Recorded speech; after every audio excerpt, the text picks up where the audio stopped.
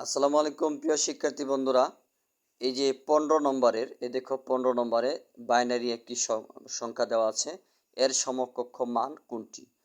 তো এই বাইনারি সংখ্যাটা থেকে এই সংখ্যাটা অক্টাল, এটা হলো দশমিক ডেসিমাল সংখ্যা, আর এটা হলো হেক্সাডেসিমাল সংখ্যা।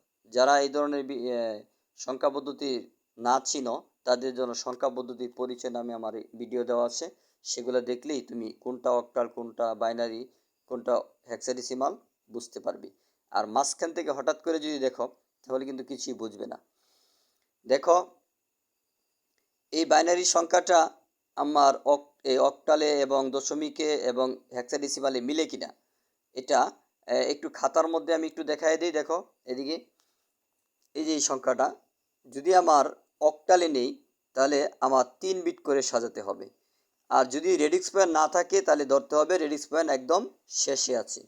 তো রেডিক্স পয়েন্ট থেকে বাম দিকে এবং রেডিক্স পয়েন্ট থেকে ডান দিকে সাজাতে হয়। যদি রেডিক্স পয়েন্ট এই জায়গায় থাকতো তাহলে এদিকে সাজাইতাম 3 বিট, এদিকে সাজাইতাম 3 বিট। যদি রেডিক্স পয়েন্ট এখানে থাকতো তাহলে এদিকে 3 বিট নিতাম, এদিকে 3 বিট নিতাম। প্রয়োজন যদি কম পড়তো বিট তাহলে এদিকে জিরোটা পুরা করতাম। যাক, এগুলো কিন্তু সংখ্যা পদ্ধতি রূপান্তরের যে পর্বগুলো আছে সেগুলোতে দেখবে, তাহলে বোঝা যাবে। এখন এমসিকিউ কিভাবে করবে সেই পদ্ধতিটা তোমাকে দেখাচ্ছি। দেখো এখানে এই বাইনারি সংখ্যাটা যদি আমি অক্টাল করি তো আমার 3 বিটে সাজানোর জন্য আমার রেডিক্স পয়েন্ট যেহেতু নাই তাহলে আমার ধরতে হবে পিছনে সবার শেষে আছে। তাহলে এদিক থেকে 3 বিট নেও, এই 3 বিট ধরো, আমি এই 3 বিট নিলাম, আবার এই দিক দিয়ে 3 বিট নিলাম, এই 3 বিট। এই 3 বিটের মধ্যে আমরা এখন দেখি এই অক্টালে কত অক্টালের বিট হয়ে গেছে। এখন আমরা ওই যে একটা সূত্র আছে, এই যে 1-এর ডবল 2, 2-এর ডবল 4, 4-এর ডবল 8, 8-এর ডবল 16, 16 ডবল 32, এটা দিয়া যে কোনো সংখ্যার মান বের করা যায়। এখন দেখো এই এখানে এই তুমি এই সংখ্যাটা এই যে এই অঙ্কটা মানে এই সূত্রটা তুমি এখানে মনে মনে এটার উপরে লিখতে পারো। এখানে ধরো 1 লিখলাম, এই যে 1 লিখলাম, এখানে 2 লিখলাম, এখানে 4 লিখলাম, এই যে 1 2 4 লিখলাম।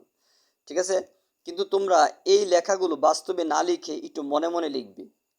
ঠিক আছে, মনে মনে লিখে নিবে যে 1 2 4, তাহলে সবচেয়ে বেস্ট হবে। তাহলে এখন আমার জিরোর গড় বাদ বাদ দিয়া তুমি এই দুই গড় ওয়ানের দুইটা গড় যোগ করো, এই যে এই দুইটা গড় যোগ করো, কত হয় 4 আর 2 কত হবে 6। তাহলে এটা মান হইতেছে তোমার 6। হ্যাঁ, তাহলে এইখানে যেহেতু 110 সমান 6 হয়, তো এখানে তো 6 হচ্ছে, এখানে 6 হচ্ছে। তাহলে এই যে একটা অপশন দেখো মিলে গেছে, এই যে 6 মিলে গেছে। আচ্ছা, পরে দেখো এই হেক্সাডেসিমালটা আগে দেখো। হেক্সাডেসিমালটা হচ্ছে তোমাকে 4 বিট নিতে হবে। তাহলে তুমি এই 4 বিট নেও এখান থেকে, এই যে এখান থেকে তুমি এই 4 বিট নেও, আর এই দিকটা তুমি আরো 4 বিট নেও। তাহলে এখান থেকে 4 বিট যদি নেও তাহলে 4 বিট নিলে তোমার এই 4টে বিট নিচে লিখলাম, এই যে 0 1 1 0, এই যে 0 1 1 0, এই 4টে বিট লিখলাম। আর এখানে 2টা বিট আছে না, এই 2টা বিট আবার আমার এই যে এখানে লিখলাম, এই যে 2টা বিট, এই 2 বিট লিখে অতিরিক্ত আমার এই যে এদিকে একটা কি 0 দিয়ে 4টে বিট পুরা করে নিলাম। এই যে এদিকে আবার 2 বিট দিয়ে পুরা করলাম, কারণ আমার রেডিক্স পয়েন্ট থেকে তো বাম দিকে যাচ্ছি, যেদিকে যাচ্ছি এদিকে শর্ট পড়লে এদিকে আমার 0 দিয়ে বিট পুরা করতে হবে। এই দেখো 4 বিট হলো, এই 4 বিট হলো। এখানে কিন্তু বিট আছে মোট 1 2 3 4 5 6টা, কিন্তু এই 4টা হলো একটা বিট। 4 বিট মানে বাইনারি থেকে হেক্সাডেসিমাল করলেই 4 বিট, আবার বাইনারি থেকে অক্টাল করলে 3 বিট। তাহলে এই হলো তোমার 4 বিট, আর এদিক দা নিলাম 4 বিট। এখন আমার এই সূত্রটা, এই যে আমার এই সূত্রটা আমার এখানে মনে মনে উপরে লিখবো। এখানে লেখো, এখানে হচ্ছে কত 1 2 4 8, তাহলে জিরোর গড় যেটি এটি বাদ। তাহলে এগুলো দেখো কত আছে, এটা হচ্ছে 2, এটা হলো 4, 4 আর 2 কত 6। তাহলে এখানে পেলাম 6, এখানে পেলাম কত দেখো, এখানে লেখো 1 2 4 8। তাহলে 1 আর 2 এই দুইটা আছে, আর 4-এর তো বাদ, 0-র গড় বাদ, 1-এর গড় নিতে হবে। তো এখানে 2 আর 1 যোগ করলে কত হয় 3 হয়, তো 36 আসলো। এই দেখো আমার এখানে অপশানে এই যে 36 আছে, হেক্সাডেসিমাল মিলে গেছে। এখন এখানে আসো, এই সংখ্যাটা এই যে এখানে যে সংখ্যাটা আছে এটা আমাদের তুমি সূত্রটা সরাসরি লিখতে পারো, এই যে 1 2 4 8 16 32 এভাবে লেখো। এখন জিরোর গলগুলি বাদ দিয়ে তুমি যোগ করো, তাহলে এটা হলো তোমার 32, এটা হলো 16, দেখো কত হয়। এই দেখো 32, এই যে 32 নিলাম, পরে যোগ, পরে আবার 16 নিলাম, পরে এই যে 16 নিলাম যোগ, পরে আবার এই 1 2 4 8 16 32, তাহলে তোমার 16 32 হইলো, এইটা হলো 8, এটার ঘর বাদ, তাহলে 4 আর 2 নিতে হবে। এটা এই দেখো 4 নিলাম যোগ 4 নিলাম, পরে আবার 2 নিলাম, এই যে 2 নিলাম যোগ কত 54, দেখো তো মিলে কিনা, এই দেখো 54, এটাও মিলে গেছে। তাহলে আমরা কিভাবে বের করলাম এমসিকিউটা দেখো। আমরা অক্টালের জন্য যেহেতু রেডিক্স পেয়ার নাই, না থাকলে মনে মনে ধরতে হবে সবার শেষে, এই জন্য এদিকে শেষ থেকে বাম দিকে 3 বিট, এদিকে 3 বিট।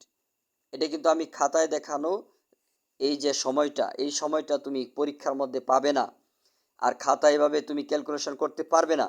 তোমার এই প্রশ্ন রাইখাই এখানে রাইখে তোমার এই ক্যালকুলেশনটা, এই যে খাতার ক্যালকুলেশন তোমার এখানে মনে মনে করতে হবে, এটা মেধা দিয়ে করতে হবে, ঠিক আছে।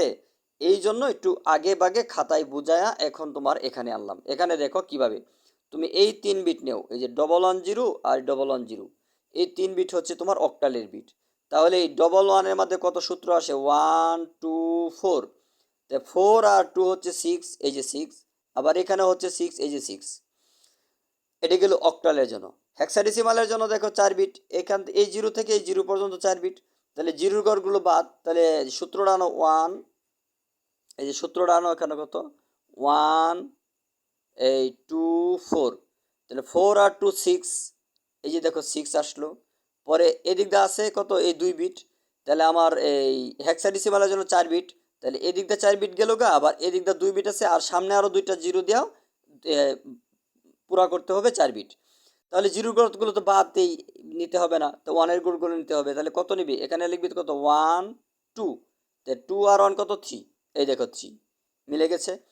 এখন দশমিকের জন্য কিন্তু আবার তোমার বিট করতে হবে না, যেভাবে আছে ঠিক সেভাবেই তোমার ওই সূত্রটা মনে মনে এখানে লিখতে হবে 1 2 4 8 16 32, তাহলে 32 আর 16 যোগ করবে, এটের গড় জিরো বাদ, 4 2, এই দুইটা সংখ্যা যোগ করবে, এর এই দিকটা 32 16 যোগ আবার 4 2, এই সংখ্যাগুলো যোগ করে দেখবে তোমার কত আসছে, 54 আসছে।